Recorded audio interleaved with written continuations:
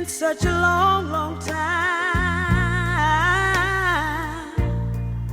Look like I'd get you off of my mind, but I can't. Just the thought of you turns my whole world misty blue. Son, Phil. I think actually another one, I've said this several times, so I think I may have seen this movie with you. The Possible. one time I've seen it, I think you've seen it. 2000? Yeah, sounds about right. I actually do remember seeing it in the theater, probably at the Bloor or something. I haven't seen it since though, so you'll obviously have a lot more to say about it than I will. But the interesting thing to me about your review, which I reread tonight, is just the sort of, it is one of those wall-to-wall soundtrack type of movies. And I gotta say, I remember very, very little of it. I mean, you know, 10 years or 20 years ago now I've seen it, so that's understandable. But yeah, so talk a little bit about it and your choice of Misty Blue, which I absolutely do not remember in the movie at all. So you know the song though, quite well. I remember it well from childhood. So yep. So I watched my VHS tape. Great. I had to fast forward. It's right at the end, that scene I used. So I had to fast forward right to the VHS. end. Wow. Yeah, I know. I don't have it on DVD. And I was wrong. It was 1999. So you were in Toronto then, right? Yeah. 1999. Yeah, it's a film I've now seen probably 4 or 5 times. I think it's very good. It's largely forgotten. It came out in the wake of Drugstore Cowboy. I shouldn't say that. Drugstore Cowboy's late 80s, or yeah, it's not even close time-wise. But I think that it's got a lot of similarities with Drugstore Cowboy. Maybe the novel came out soon after Drugstore Cowboy, or maybe the novel inspired Drugstore Cowboy. I don't know, but there's some overlap there in mood and subject matter. And you know, not mostly, but one of the main reasons I like it is Billy Crudup, and we've talked about him. I realized that between the book and the blog, he's in 4 films, which for a guy who's really not famous is quite a few, right? In the book, he's in Jesus' Son, Almost Famous. He's a nominal star, really, of Almost Famous. And what's the third one he's in? Oh, of course, 20th Century Women. Right. And I meant to check the title, Scott, and I forgot to, but he was in another film that I didn't include. I included the write-up in the book. Actually, of course, I got the book right here. I can tell you. It was one of the first ones I wrote about on our blog after Mad Men. It's called Waking the Dead. It's a film with him and Jennifer Connelly. So, you know, I like him a lot, and I've talked about his career got derailed. And he has some personal matters that don't put him in a very attractive light. He ended up getting, while he was married, he got another actress pregnant. Mm-hmm. But yeah, Jesus' Son has a lot of music. He plays, he plays a heroin addict. It's very episodic. It kind of rambles around. Sometimes it's surreal. He has hallucinations. Before Misty Blue, the song I did pick, to go back to that comment, some other great things in the film. It uses the Barbara Mason song, Yes, I'm Ready, which I just love. Yeah, always love that song. Going back to maybe when I was 10 or something, I used to hear it on the radio. And he's shooting up while that's playing, which is a great juxtaposition. It uses, what's the Tommy James song it uses? Or is it Tommy Rowe? It uses Tommy Rowe, right? Sweet Pea, I think. Just double check. Sweet Pea?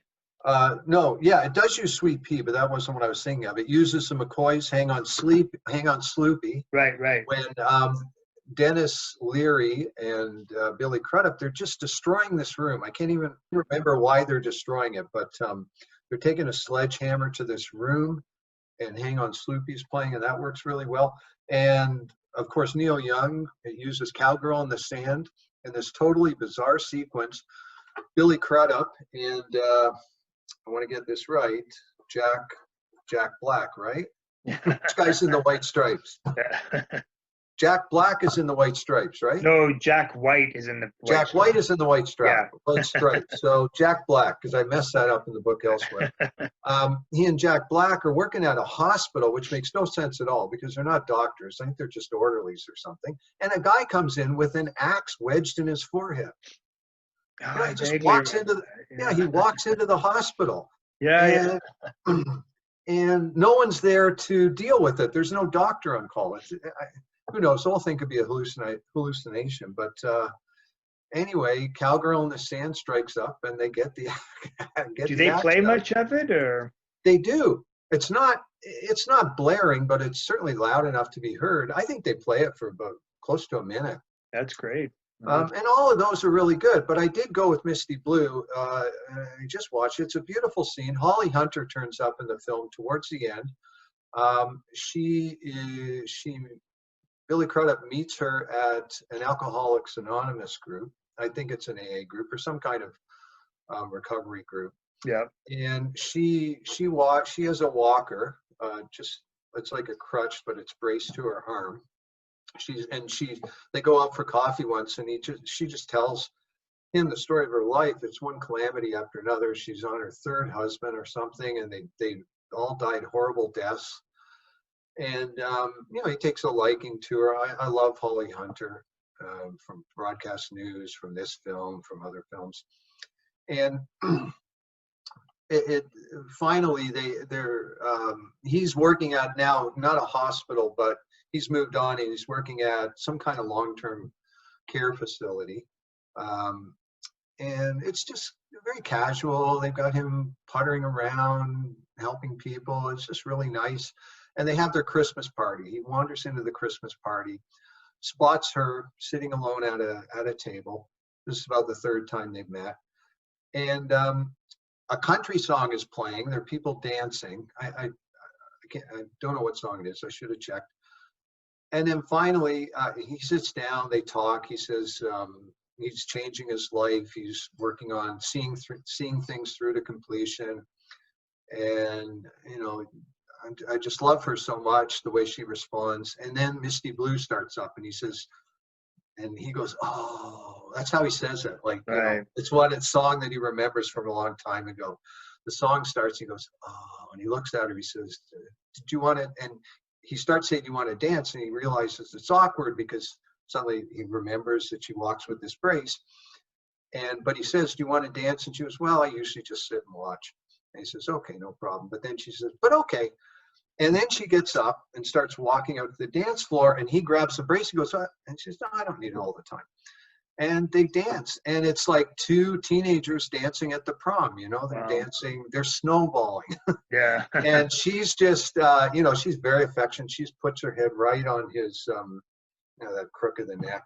Mm-hmm. And it's just great. The song plays for 30 seconds, and that switches to them in bed. And that scene is a combination. It's very intense, but it's also very funny. They bust out laughing at one point. Right.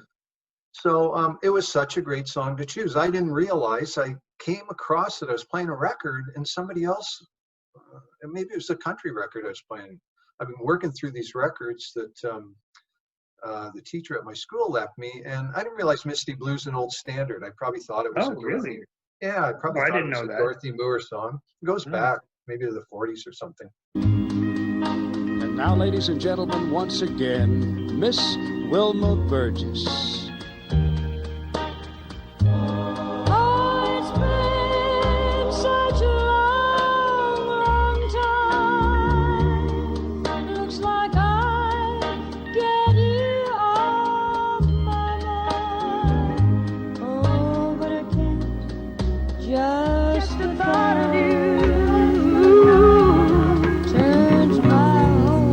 Turns my whole world misty blue. Oh, honey, just a mention of your name.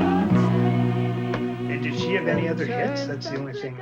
I didn't check the Billboard book or Wikipedia. Yeah, it's all I remember her for. And actually, I realized now one of the scans that I did for the Clipography Yeah, I've got her there, right there. Scanned. Oh, yeah, yeah. Okay, that's great. 45. She's sitting in this great chair.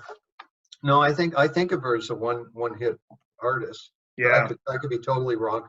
That song, again, it sticks out because it came out just on the cusp of disco. I'm quite sure, the industry being what it was then, that she probably took a crack at a disco song or two. Everybody did, right? Yeah, yeah. Just to keep their career going. I don't know if she's American or British. I always assume she's American, but then she could be British. Really don't know anything about her. It's definitely sort of in that what did you call it again? Neoclassical soul or It whatever. is. It's like a leftover from that era. Yeah. The remnant of it or something. And then I also realized, having to do with some ILX poll, that there are two songs that came along right at the same time that I kind of my mind grouped together. It would be Misty Blue and Midnight Blue by Melissa Manchester. Midnight Blue, yeah, yeah. And I still love Midnight Blue. I'm trying to remember. Yeah, that one's a little touch more maudlin, maybe, but I do like it too. Yeah, well, maybe a little more. Maybe maudlin is unfair, but there's a little more stately or something. But it's kind of I was thinking Midnight at the Oasis for some reason too. When I think of those, which I've never been crazy about, even though I love. Actually, I do like Midnight at the Oasis. That's Maria Muldaur, right? Yeah, I love her. I love her in the. I just watched the rewatch for the 1000th time the Dylan documentary this week, and I like her a lot in that. She's funny, but yeah, I could see that too, just because of Midnight. But the other two, I always thought of as sort of similar. Yeah, they came along at the same time. Interesting. And the last thing I want to say is Jesus the Son. I also have the soundtrack, and they use some of the hits from the film, and they also have this great Wilco Billy Bragg collaboration. Oh, really? Which I think it's not on the Woody Guthrie album, but I think it came out of that.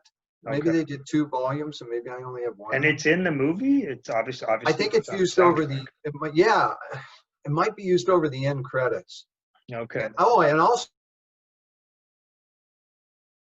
mentioned in the comment, they used some soundtrack music from Pat Garrett and Billy and the Kid, which I didn't want to listen to that. And I like your description. After I saw it in the film, I went and listened to it on YouTube, and it's great. I have the soundtrack. I played it once and filed it. Wow. I'm surprised. I'm surprised it got permission to use the Dylan song.